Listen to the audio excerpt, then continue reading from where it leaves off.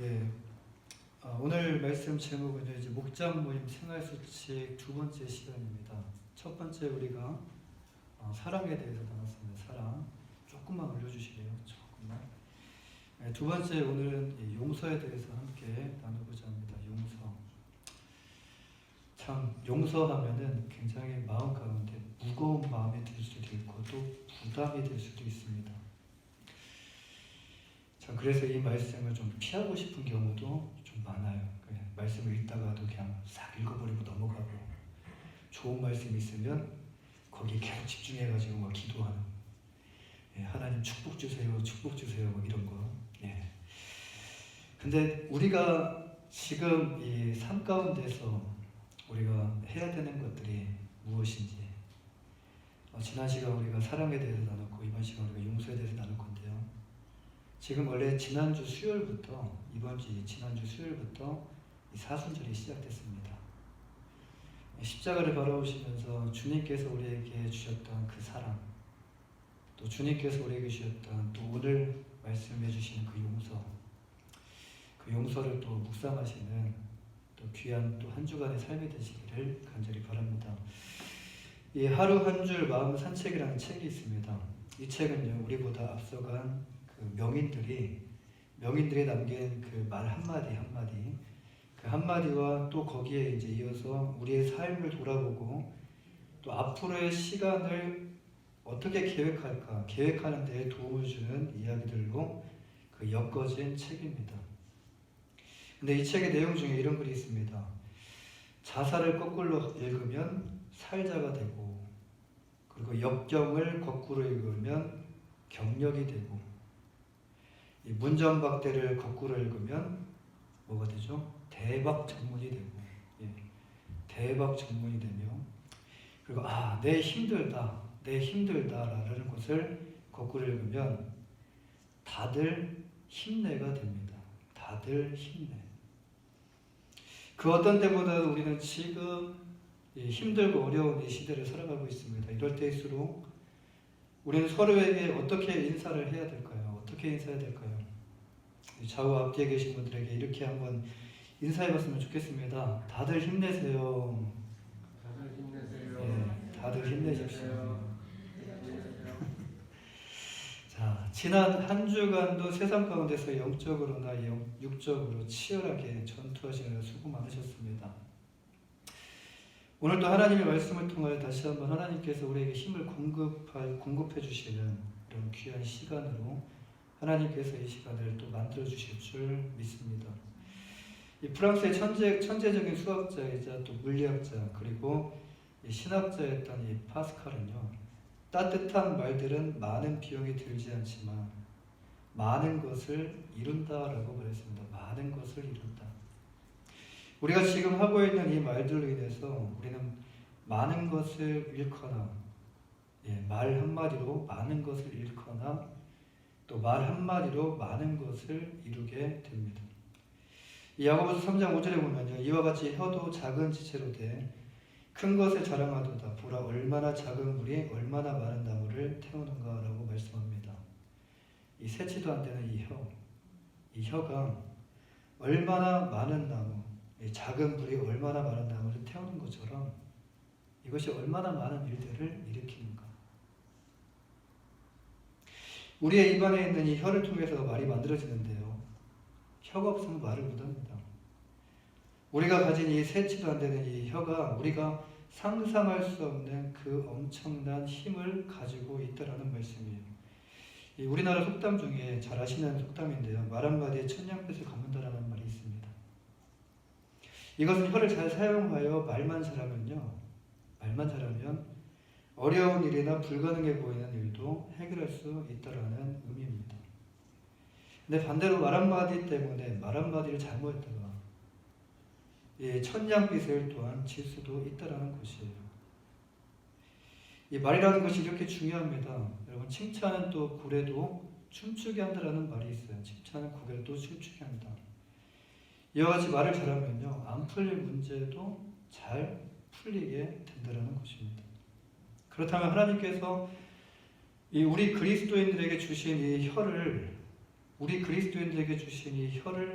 어디에 어떻게 사용하기를 원하실까요? 또 우리가 이 혀를 주신 이 혀를 어디에 사용해야 될까요? 지난주에 함께 나눈 말씀 여러분 기억하시죠? 우리는 우리의 혀를 저주하고 불평하고 원망하고 다투는 데 사용하는 것이 아니라 지난주의 말씀처럼 사랑하는 데 사용하셔야 된다는 말씀이에요. 사랑하는 데.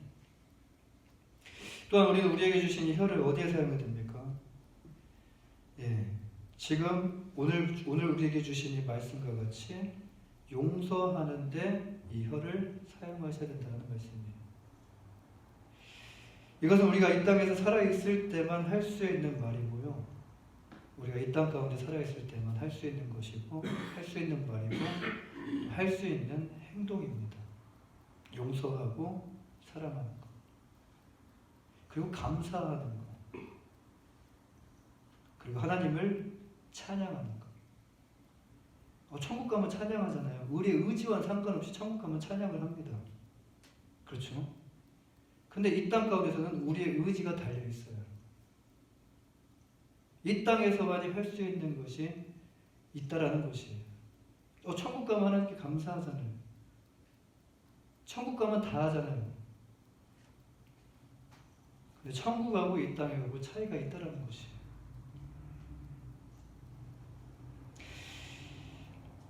사랑할 수 없는 사람을 사랑할 수 없는 사람을 사랑하고 그리고 용서할 수 없는 사람을 용서하는 것이 우리가 이 땅에서만 유일하게 할 수 있는 것이라는 말씀이에요. 하나님 우리를 통하여 우리가 밟는 지금 이곳이 정말 더럽혀진 이곳, 죄로 인하여 캄캄하게 더럽게 물들어진 이 세상 가운데 다시 아름다운 세상으로 하나님께서 우리를 통하여 복원하시기를 원하십니다. 하나님 우리를요 하나님의 손에 붙들린 디자이너인데 하나님의 손에 붙들린 디자이너로서 다시 사용하시기를 원하신다라는 말씀이에요. 오늘은 목장교회 생활소칙 두 번째 시간으로 용서라는 제목을 가지고 하나님 말씀 함께 잠시 나누고자 하는데요. 우리가 생각하는 용서의 기준은 무엇이죠? 우리가 생각하는 용서의 기준. 모든 사람들마다 다 기준이 있어요. 용서에 대한 대상과 기준 이게 다 있습니다. 여러분 그 기준이 상대방입니까? 아니면 나 자신입니까? 우리는 우리의 기준이 우리 자신이라는 것을 부인하지 못할 것입니다. 용서의 기준이 바로 나 자신이에요. 이것이 바로 우리식의 용서인데요. 내 기준에서 용서의 거부 반응이 일어나면요. 우리는 다른 누군가를 용서할 수가 없다라는 거예요. 그런데 진정한 용서는 어디서부터 시작되는 것일까요? 진정한 용서는 어디서부터 시작되는 것일까요? 용서는 우리로부터 시작되는 것이 아니라 용서는 하나님 아버지의 마음으로부터 시작된다라는 말씀이에요. 그렇다면 진정한 용서는 무엇일까요? 진정한 용서란 무엇일까요? 용서할 수 없는 그 상황 가운데서도 용서를 하는 것이 진정한 용서입니다. 이런 용서가 우리가 사는 이 세상에 과연 존재할까요? 진정한 용서가 과연 이 세상에 존재할까요?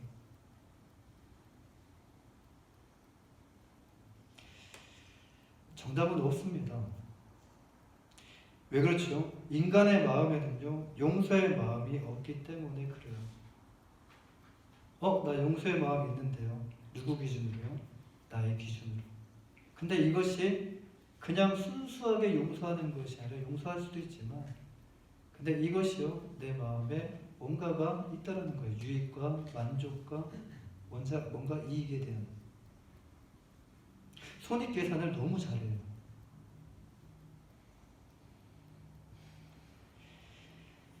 성경은 인간의 마음을 어떻게 말하고 있습니까? 로마서 1장 28절부터 32절 말씀을 보면요. 보고 싶은 마음이 생기지 않을 정도로 인간의 그 추악한 마음에 대해서 너무 적나라하게 표현을 하고 있어요. 그런데 왜 이 더러운 마음이 우리 안에 있을까요? 왜? 그 이유에 대해서 로마서 1장 28절 말씀 이렇게 말씀합니다. 또한 그들이 마음에 하나님 두기를 싫어하며 하나님께서 그들을 그 상실한 마음대로 내버려 두사 합당하지 못한 일을 하게 하셨으니. 그렇습니다. 우리의 마음 가운데 하나님 두기를 싫어하기 때문이라는 거예요.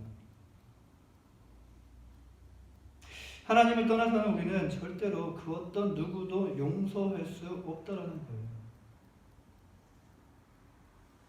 하나님 안에 있을 때에만, 하나님 안에 있을 때에만 진정한 용서가 일어나게 된다라는 말씀입니다. 그렇다면 용서하기 위해서 우리 안에 필요한 것은 무엇일까요? 용서하기 위해서 그럼 우리 안에 필요한 것이 무엇일까요? 첫 번째로 용서에 방해가 되는 것을 버려야 합니다. 용서에 방해가 되는 것을 버리셔야 돼요. 무엇을 버려야 됩니까? 오늘 본문 31절 말씀을 보면요. 바울 사도는 로마서 1장 28절 이후의 긴 구절의 말씀을 이렇게 한 구절로 요약하며 말씀합니다. 함께 읽어보겠습니다. 에베소서 4장 31절 말씀 시작. 너희는 모든 악독과 노함과 분냄과 떠드는 것과 비방하는 것을 모든 악의와 함께 버리고. 여기서 버리라고 말씀합니다. 버리고. 근데 여기서 버리라는 말은 무엇을 의미하고 있죠? 우리 안에 이런 것들이 존재하고 있다는 것을 말해주고 있습니다. 우리 안에 이런 것들이 존재하고 있다는 것이에요. 수면 밑에 깔려있기 때문에 보이지 않을 뿐이지 뭔가 툭 건들게 되면요. 내 안에 없다고 생각하는 것들이 툭툭 튀어나와요.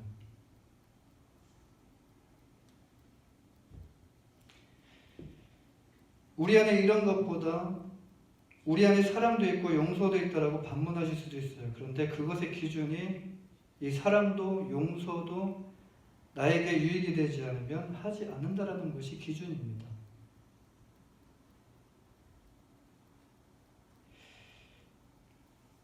우리 안에 무엇이 존재하기 때문에 그렇습니까? 나를 사랑하는 마음, 그리고 나를 보호하는 그 이기적인 마음들이 있기 때문에 그렇다는 거예요.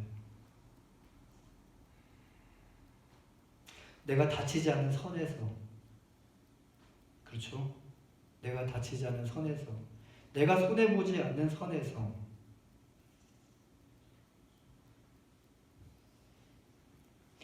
그렇다면 본문 31절에서 말하는 악독과 노함과 분냄, 떠드는 것, 비방, 악의 이 모든 것은 누구 때문에 이런 것을 행합니까?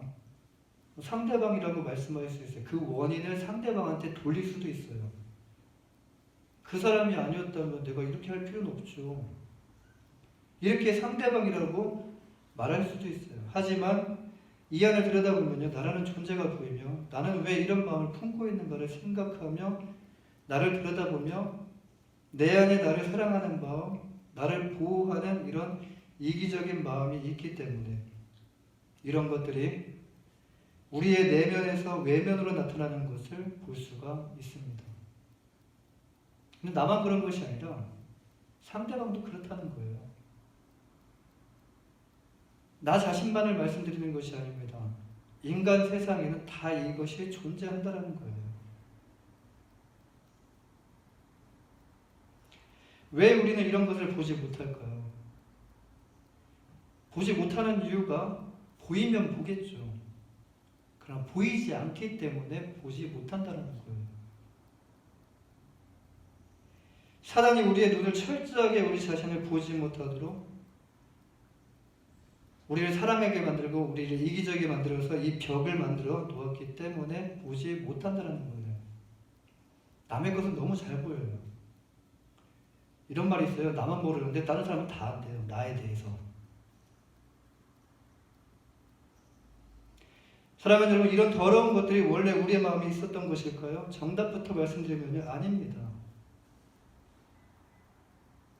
그렇다면 이것들이 우리 마음에 어떻게 들어오게 된 것일까요? 성경에 보면 정확하게 이것에 대한 답이 나오는데, 하나님께서 우리의 모습을 어떻게 창조하시는가에 대해서 성경의 창세기 1장 27절에 보면 이렇게 말씀합니다. 하나님이 자기 형상 곧 하나님의 형상대로. 그럼 우리는 어떤 존재였다는 거죠? 원래 이런 존재가 아니었다라는 거예요. 하나님의 형상이 우리 안에 있습니다. 하지만 하나님께서 우리에게 한 가지를 주셨는데요. 그것이 바로 무엇이냐면 자유의지를 우리에게 주셨어요. 이 땅 가운데서 내가 생각하고 결정할 수 있는 의지를 하나님께서 주셨다는 거예요. 근데 그것에 대해서 하나님은 우리를 터치하지 않으셔요. 사람을 지으실 때 하나님의 형상과 그 안에 자유의지를 주셨어요. 자유의지란 스스로의 의지를 가지고 판단하고 선택하고 결정할 수 있는 의지입니다. 로봇가 아니죠. 선을 위하여 사용해야 할 이 자유의지를 사단은 이것을 어떻게 했냐면 악용을 했다는 거예요.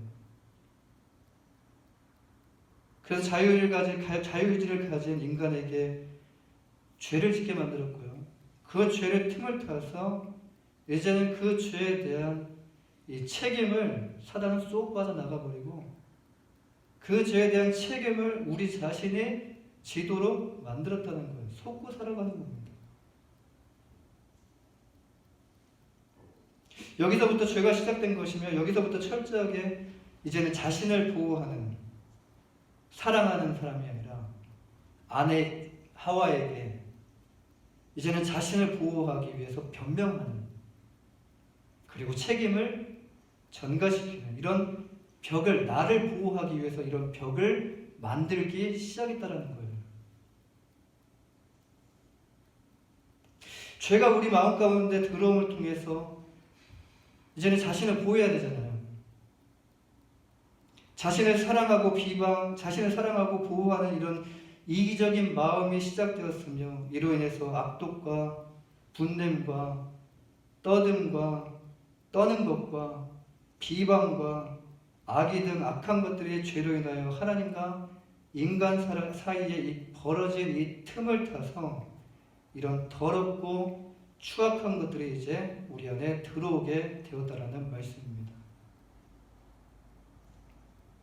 바울 사도는 이것에 대해서 어떻게 하라고 말씀합니까? 오늘 본문 말씀의 마지막 31절 마지막 부분에 이걸 어떻게 하라고요?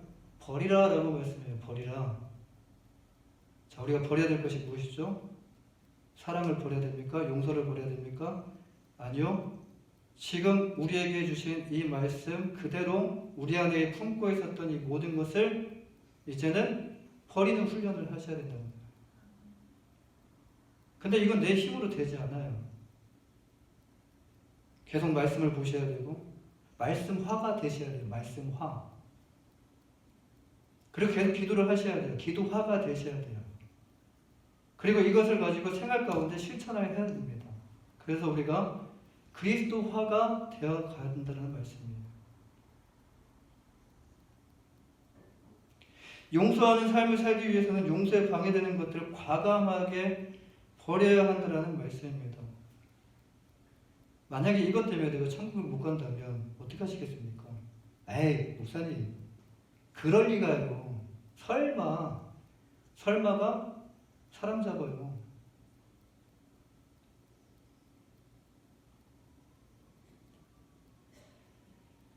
그렇다면 어떻게 버려야 되죠? 이것이 만약 우리 눈에 보이는 것이라면 여러분 우리의 마음을 이제는 깨끗하게 청소할 것이에요. 더러운 것이 눈에 보이는데 여러분 그냥 놓고 사시죠. 예, 저도 그냥 놓고 언젠가 치우겠지 하면서 살고 있는데 근데 이것이 눈앞에 보인다면 어떻게 해야 됩니까? 바로바로 치우셔야 돼요. 그런데 보이지 않는다는 것이 사람을 참 어렵게 만들어요. 안 보이니까 답답하고 안 보이니까 참 어렵게 만들어요. 어떻게 버려야 될까요? 행동하는 것은 어렵지만 답은 쉬워요. 우리 자신을 주님 앞에 내려놓는 것입니다. 버린다는 것은 내 자신을 그냥 주님 앞에 내려놓는다는 것이에요. 이런 더러운 마음들을 버리기 위해서는 우리의 마음을 내려놓는 방법밖에 없다라는 거예요.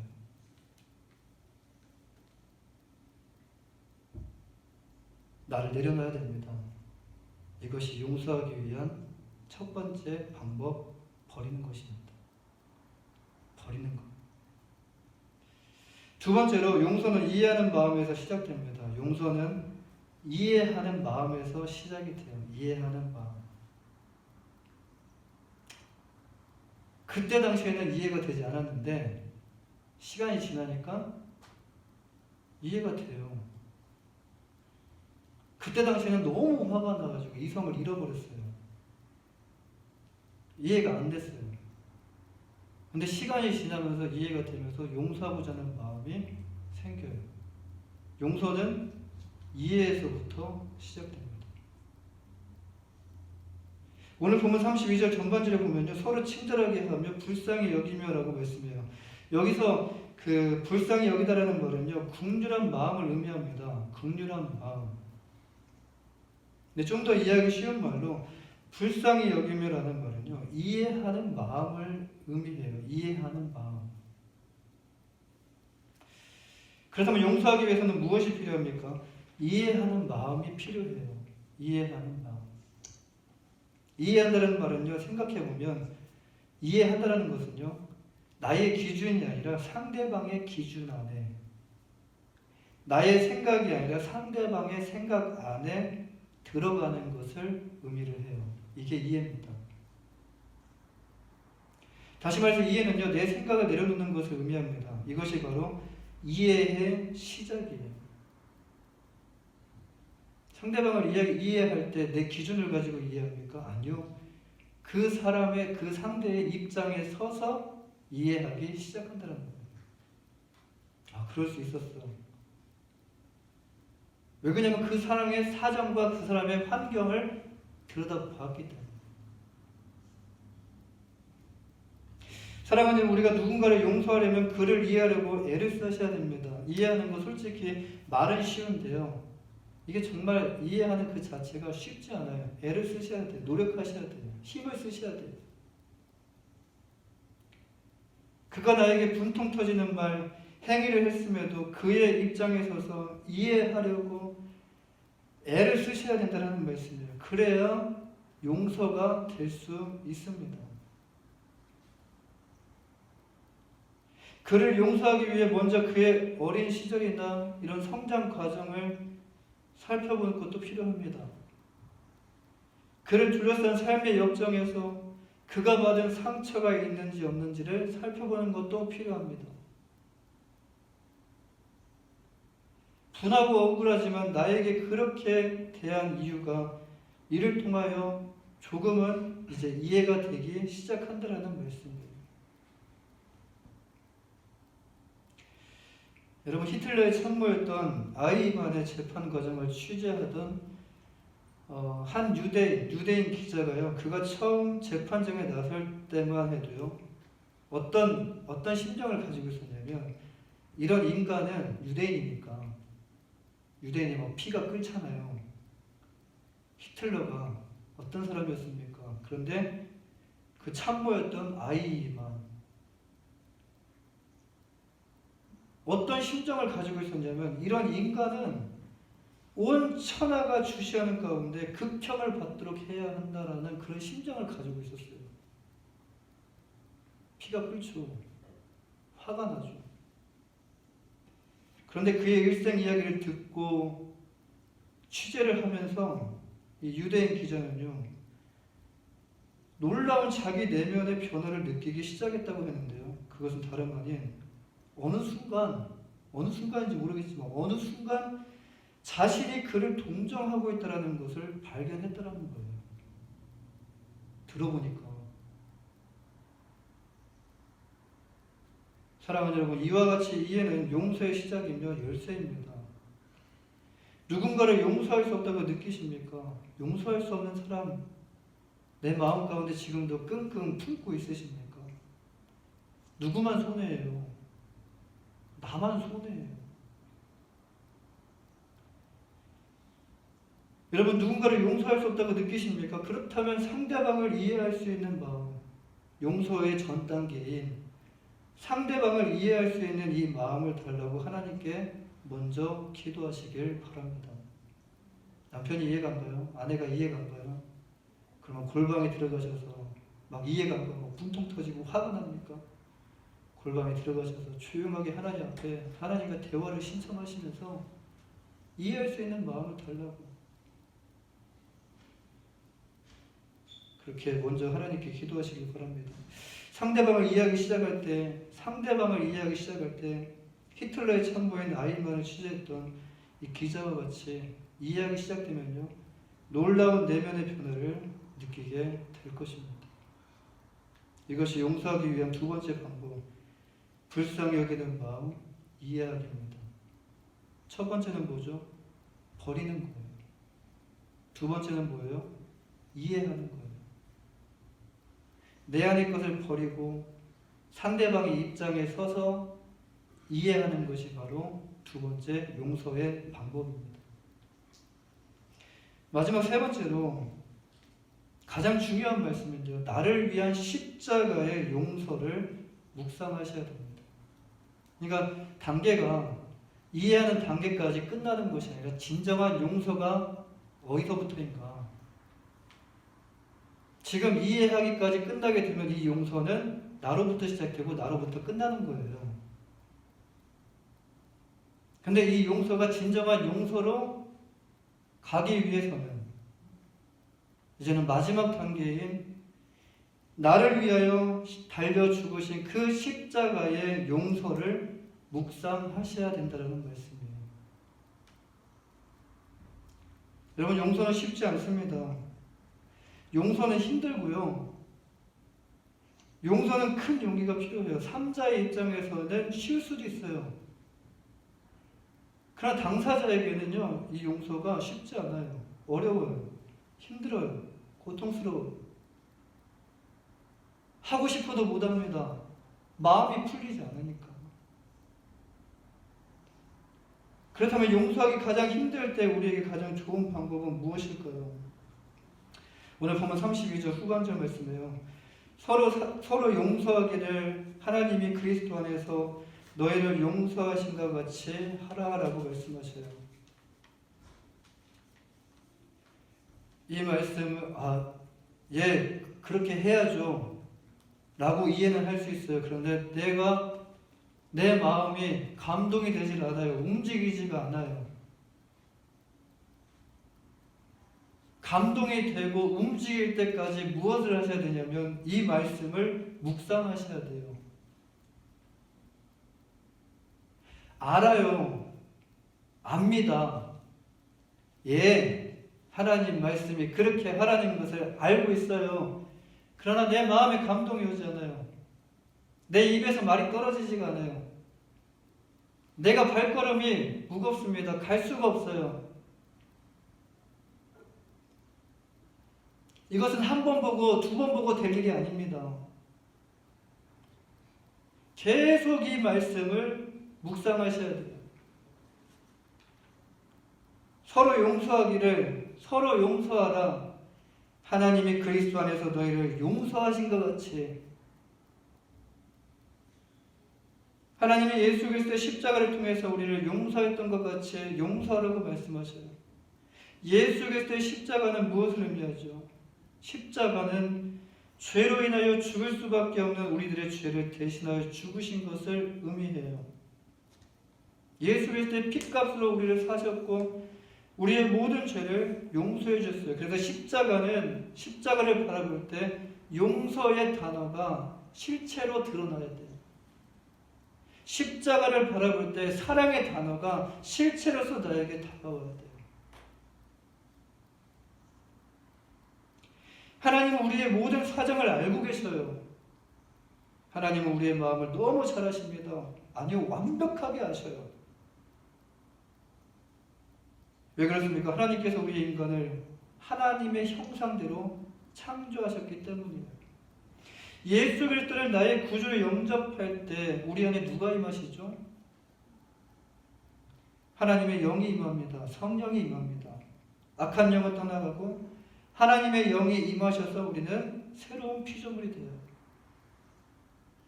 그런데 우리는 또 죄를 짓습니다. 하나님의 영이 우리의 마음에 계시는데도 우리는 죄를 지어요. 왜 그럴까요?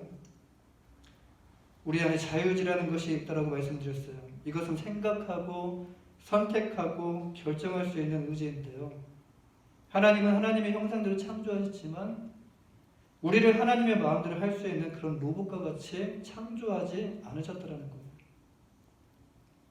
사단은 아담과 하와 안에 있는 이 자유의지를 교묘하게 죄를 짓도록 사용한 것입니다. 지금도 아담과 하와와 같이 유혹에 넘어가서 우리는 순간적으로 충동에 의해서 죄를 짓고 살아갑니다. 하나님은 죄에 대하여 깨닫고 돌아올 때 여러분 우리에게 묻지 않으셨어요. 너 왜 그랬니? 이런 말씀 하지 않으셨어요. 우리가 돌아올 때 죄를 깨닫고 회개하기를 하나님은 기다리고 계셔요.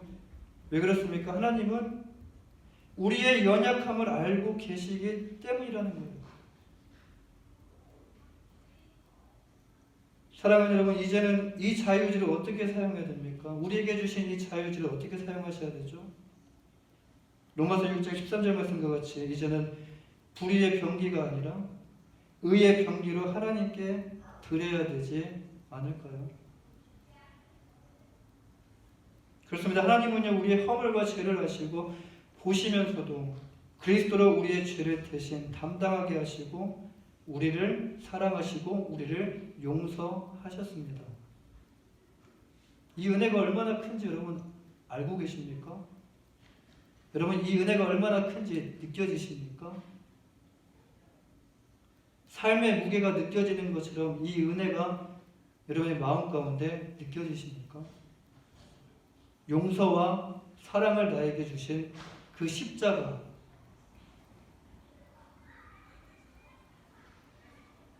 아무 죄도 없고 흠도 없으신 그분께서 내 죄를 대신 담당하게 하셨던 하나님. 그런데 아직도 의문이 남죠. 무엇이 하나님으로 하여금 우리를 용서하게 하셨을까예요.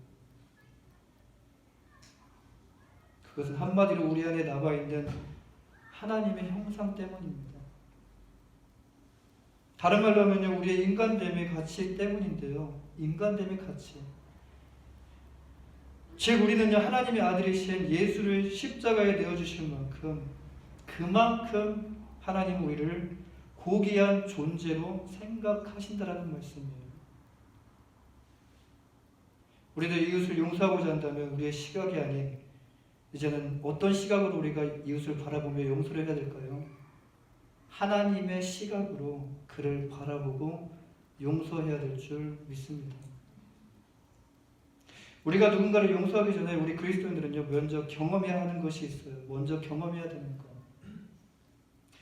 또한 먼저 배워야 하는 것이 있습니다. 그것은 바로 십자가를 통한 하나님의 용서예요. 십자가를 통하여 우리를 향한 하나님의 용서를 경험하고 그 용서가 얼마나 큰지, 그 용서가 우리 자신에게 어떤 의미를 전달하고 있는지를 배우고 우리가 깨달아야 합니다.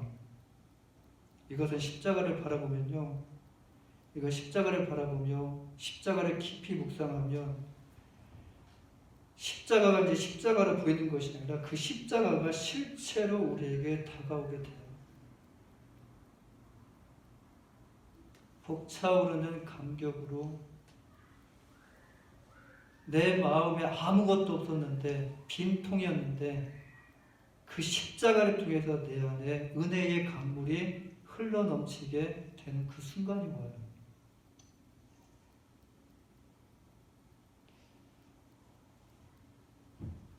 십자가를 통하여 여러분의 상황과 사정에 맞게 각 사람들에게 주시는 메시지가 있습니다.